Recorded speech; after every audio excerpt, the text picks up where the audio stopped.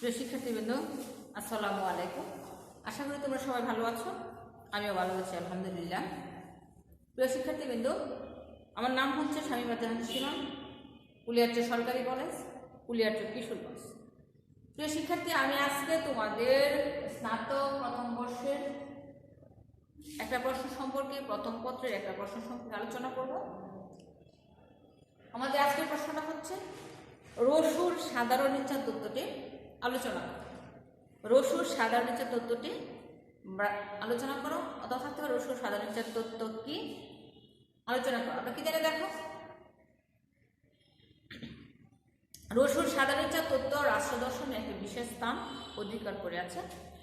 রসুর সাধারণ ইচ্ছা বলতে কি জনগণের কল্যাণকামী ইচ্ছাকে বুঝিয়েছেন, বোঝাতে চেষ্টা করেছেন।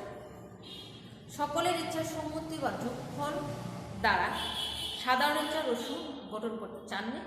এমনকি কোনো একটি গোষ্ঠীর সর্বসম্মতি করে ক্রমে কোনো এক প্রস্তাব গ্রহণ করলেও তা সাধারণ ইচ্ছার পর্যায়ে পড়ে না।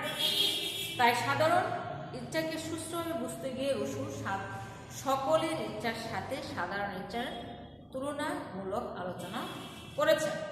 রসু তার সুপ্রসিদ্ধ গ্রন্থে দ্য সোশ্যাল কন্ট্রাক্ট, রসুর একটা বইয়ের নাম হচ্ছে দ্য সোশ্যাল কন্ট্রাক্ট গ্রন্থে উল্লেখ করেছেন, চুক্তির মাধ্যমে সমাজ সৃষ্টির পরে মানুষের ব্যক্তিগত ইচ্ছা অর্থহীন হয়ে পড়ে। তখন মানুষের ব্যক্তিগত ইচ্ছা সমগ্র সম্প্রদায়ের ইচ্ছায় পরিণত হয়, আর এতে কি জন্ম নেয় সাধারণ ইচ্ছা। তখন মানুষ ব্যক্তিগত ইচ্ছা সময়। সুতরাং সাধারণ ইচ্ছার যে চুক্তির ফল, এতে কোনো সন্দেহ নেই।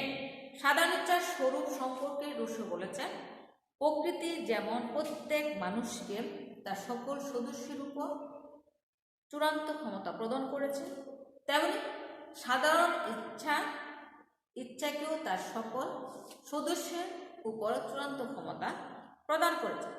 এখন তো সাধারণ ইচ্ছা লক্ষ্য জনগণের কল্যাণ ও মঙ্গল সাধনে রসুর সাধারণ ইচ্ছার মূল লক্ষ্য। সাধারণ ইচ্ছায় সামাজিক ন্যায় বিচারের মাপকাঠি। রসু বলেছেন, যা অন্যায় তা কখনোই সাধারণ ইচ্ছা হতে পারে না।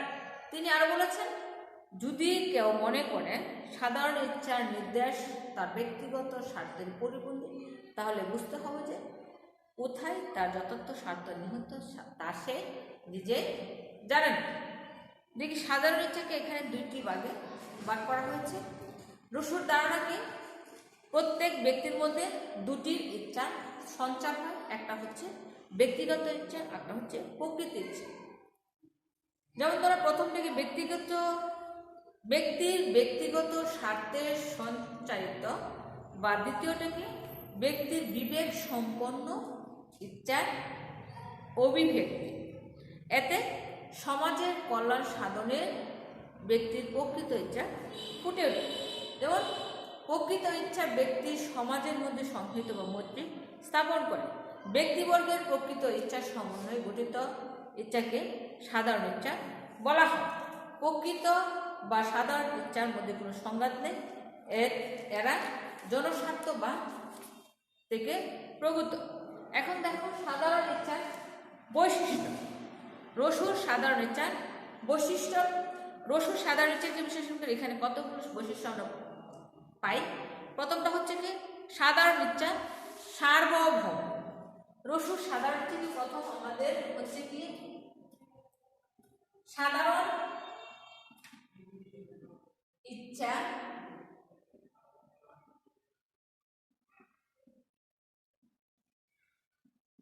সার্বভৌম। প্রথমটা কি পয়েন্টটা পেলাম, রসুর সাধারণ ইচ্ছা যেমন সার্বভৌম ক্ষমতা রসুর সাধারণ ইচ্ছার উপর ন্যস্ত। রসুর মধ্যে কি সাধারণ ইচ্ছার বাইরে মানুষ পুরোপুরি স্বাধীনতা ভোগ করতে পারে না। এক্ষেত্রে সার্বভৌম ক্ষমতার অধিকারী সাধারণ ইচ্ছার কাজ হলো তাকে বিপদ থেকে ফিরিয়ে আনা। সাধারণ ইচ্ছা শুধু সার্বভৌম নয়, চরম ক্ষমতারও অধিকার। পরে দেখো সাধারণ ইচ্ছা সাধারণ ইচ্ছা কল্যাণ।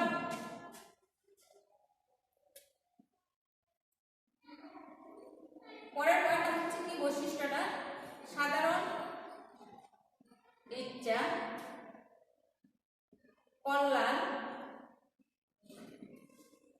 কল্যাণময়। যেমন সাধারণ ইচ্ছা অন্যতম বৈশিষ্ট্য হলো এটা কল্যাণময়। সাধারণ ইচ্ছার লক্ষ্য সকলের কল্যাণ বা মঙ্গল সাধন করা। এটি সকলের কল্যাণকামী একটা ইচ্ছা। জনস্বার্থ বিরোধী কোনো কাজে লিপ্ত হওয়া এর কাজ নয়। যেমন পরের পয়েন্ট হচ্ছে কি সাধারণ ইচ্ছা অবিভাজ্য। রসুন সাধারণ ইচ্ছা অবিভাজ্য।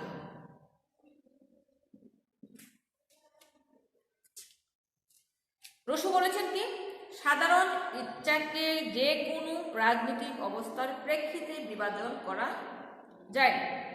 একে কি যদি বিভিন্ন ব্যক্তি বা গোষ্ঠীর মধ্যে বিভাজন করা হয় তাহলে কল্যাণের পরিবর্তে তা অকল্যাণে ডেকে আনতে পারে। সুতরাং সাধারণ ইচ্ছা কি অবিভাজ্য। পরে সকলের ইচ্ছা সাধারণ ইচ্ছা নয়। পরের পয়েন্টটা হচ্ছে সকলের ইচ্ছা সাধারণ ইচ্ছা নয়। সকলের ইচ্ছা সাধারণ ইচ্ছা নয়। সাধারণ ইচ্ছা সকলের ইচ্ছা সমষ্টি নয়। সুতরাং অর্থাৎ রাষ্ট্রীয় সংগঠনের সব ইচ্ছা বা ইচ্ছা সমষ্টি সাধারণ ইচ্ছা নয়। এটি সমাজের সংখ্যাগরিষ্ঠের ইচ্ছার একটা যোগফল নয়। সাধারণত কি সাধারণ ইচ্ছা হলো সমাজ বা রাষ্ট্রীয় সংগঠনের সকল ব্যক্তির সকল প্রকৃতির একটা প্রকৃত ইচ্ছার একটা সমষ্টি। সাধারণ ইচ্ছা যেমন সাধারণত প্রয়োজন। রসুন সাধারণ ইচ্ছা সাধারণত প্রয়োজন। রসুন সাধারণ ইচ্ছা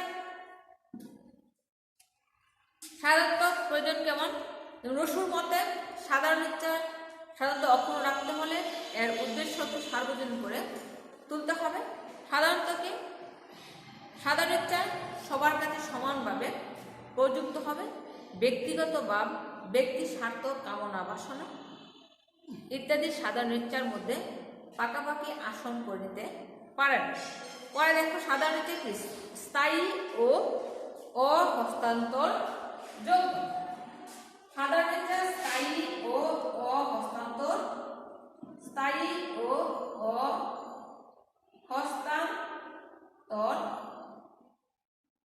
যোগ্য। রুশুর মতো কি সাধারণ ইচ্ছা চিরস্থায়ী ও অহস্তান্তরযোগ্য। সাধারণ ইচ্ছা একটা কল্যাণের প্রতীক। সাধারণত যা কিছু কল্যাণকর তাই স্থায়ী। সুতরাং সাধারণ ইচ্ছা স্থায়ী।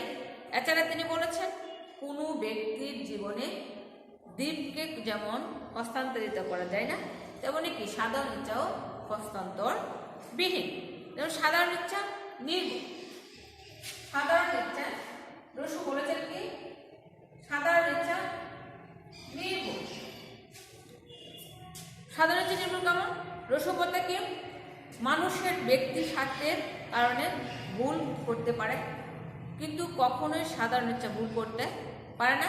কারণ মানুষ যখন তাদের ব্যক্তিগত স্বার্থকে বিসর্জন দিয়ে সমাজের সকলের স্বার্থের কথা চিন্তা করে এই সিদ্ধান্তে উপনীত হয় তখন সেই সিদ্ধান্ত ভুল থাকতে পারে না। পরে দেখো রাষ্ট্রীয় ঐক্যের প্রতীক। সাধারণত কি রাষ্ট্রীয়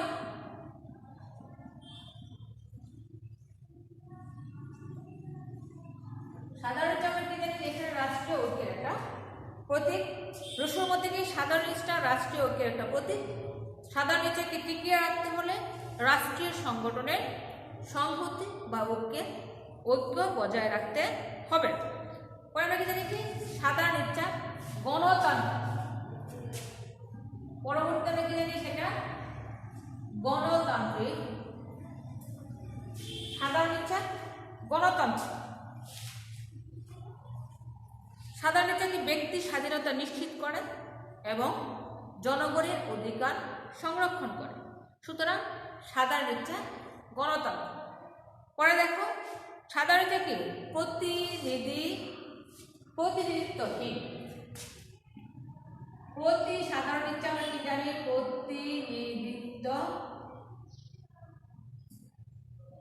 প্রতিনিধিত্বহীন। সাধারণ ইচ্ছা এটা কি একটা নৈতিক সত্তা, এটি অন্তর্নিহিত বা বাহ্যিক নয়, কাজে ক্ষমতা হস্তান্তর করা যায় ইচ্ছাকে নয়, এবং এর প্রতিনিধিত্ব করা যায় না, তবে এটা গণতন্ত্রের ইঙ্গিত বহন করে। সাধারণ ইচ্ছা জনস্বার্থ রক্ষা করে। সাধারণ ইচ্ছা কি করে? জনস্বার্থ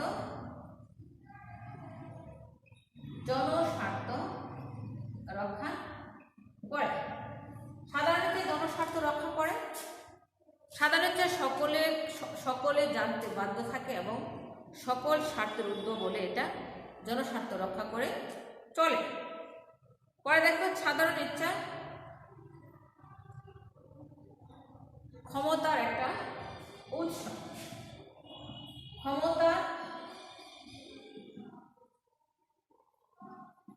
ক্ষমতার উৎস।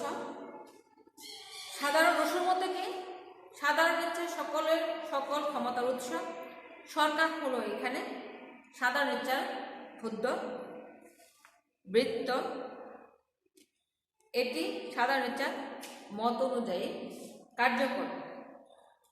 দেখো এই ছিল আমাদের সাধারণ ইচ্ছা তত্ত্বের। এখানে এইগুলি সাধারণ ইচ্ছা তত্ত্বের রসুর মধ্যে আরো কিছু সমালোচনা হয়েছে। বিভিন্ন দার্শনিক রসুর এই সাধারণ তত্ত্বকে সমালোচনা করেছে। তারা কি বলেছেন? যে সাধারণ ইচ্ছা তত্ত্বটি কি অযুক্তি। সাধারণ তত্ত্বটি সমালোচনাটা হচ্ছে অযুক্তি। তারা কি বলেছেন?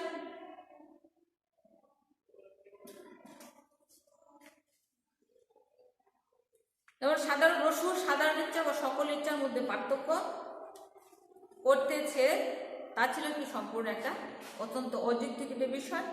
পরে কি অভিজ্ঞতা ভিত্তিক নয়। রসুর সাধারণ ইচ্ছাকে কি সমালোচনাতে কি লিখেছেন? যে অভিজ্ঞতা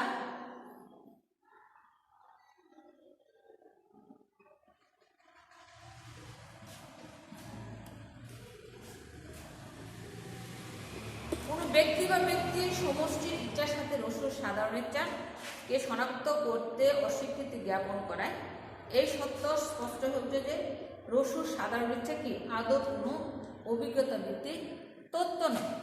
পরে দেখো ব্যক্তির স্বাধীনতার পরিপন্থী। অনেক দার্শনিক রসুর সাধারণ ইচ্ছাকে ব্যক্তি স্বাধীনতার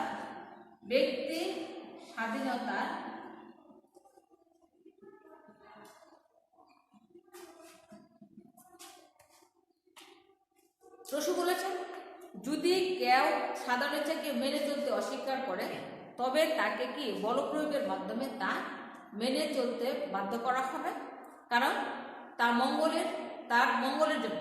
কিন্তু এই কথা সর্বজন স্বীকৃত যে রাষ্ট্র পরিচালনার বল প্রয়োগ কি স্বাধীনতার বিরোধী, ব্যক্তি স্বাধীনতার বিরোধী। পরে দেখো প্রতিনিধিত্বশীল।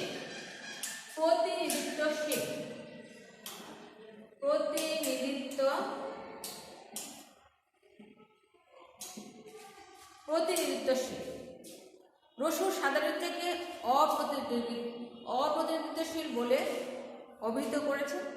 কিন্তু বর্তমানে দলীয় ব্যবস্থা, সংবাদপত্র, বিভিন্ন সংঘ সভা এবং অন্যান্য সংবাদ মাধ্যম প্রভৃতি নানাবিধ গণতান্ত্রিক পদ্ধতির উদ্ভবের ফলে আধুনিক প্রতিনিধিত্বশীল সরকার ব্যবস্থায় এই ধারণা অবাস্তব। পরে দেখো ন্যায় বিচারের একমাত্র মাপকাঠি নয়। আরেকটা সমালোচনা হচ্ছে এটা কি ন্যায় বিচারের একমাত্র মাপকাঠি। ন্যায় বিচারের একমাত্র মাপকাঠি। রসুর মধ্যে কি সাধারণ ইচ্ছা ন্যায় বিচারের একমাত্র মাপকাঠি নীতিগত ন্যায় নীতি অনুসারে কার্য সম্পাদনের অর্থ সাধারণ ইচ্ছা অনুসরণ করা, কিন্তু সাধারণ ইচ্ছার ন্যায় নীতি একমাত্র মাপকাঠি হতে পারে না। পরে দেখো সর্বাত্মকবাদ। সর্বাত্মকবাদ সর্বাত্মকবাদ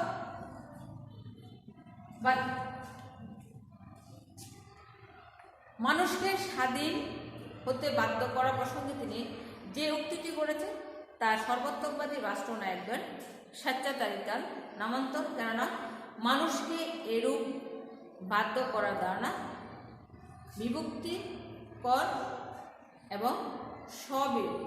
পরে দেখো অস্পষ্ট মতবাদ। অস্পষ্ট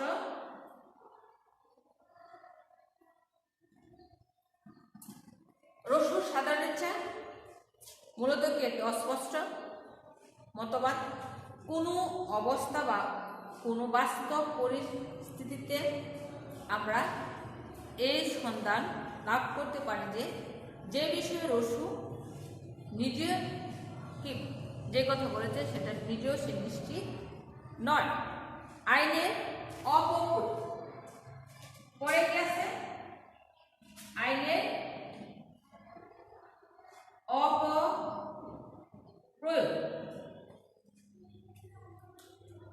রসুর সাধারণ ইচ্ছায় সার্বভৌমত্বের কথা বলে মূলত আইনকে নির্দিষ্ট গণ্ডির মধ্যে সীমাবদ্ধ করে ফেলেছে। আইন সম্পর্কে তার বাস্তবায়ন সম্পর্কে তার মতবাদ স্বৈরাচারী শাসনকে উদ্বুদ্ধ করে। পরে দেখো পরিমাপের মাপকাঠি। পরিমাপের মাপকাঠি। পরিমাপের মাপকাঠি। রসুর সাধারণ ইচ্ছা সকল ইচ্ছা হতে পৃথক করে পরিমাপ করা কঠিন। এক্ষেত্রে পরিমাপের কোনো মাপকাঠি সম্পর্ক উনি বলেন নাই, এজন্য কি এটা পরিমাপের কোনো মাপকাঠি নেই। পরে দেখো বাস্তবসম্মত নয়। রসুর সাধারণ ইচ্ছাটি কি বাস্তবসম্মত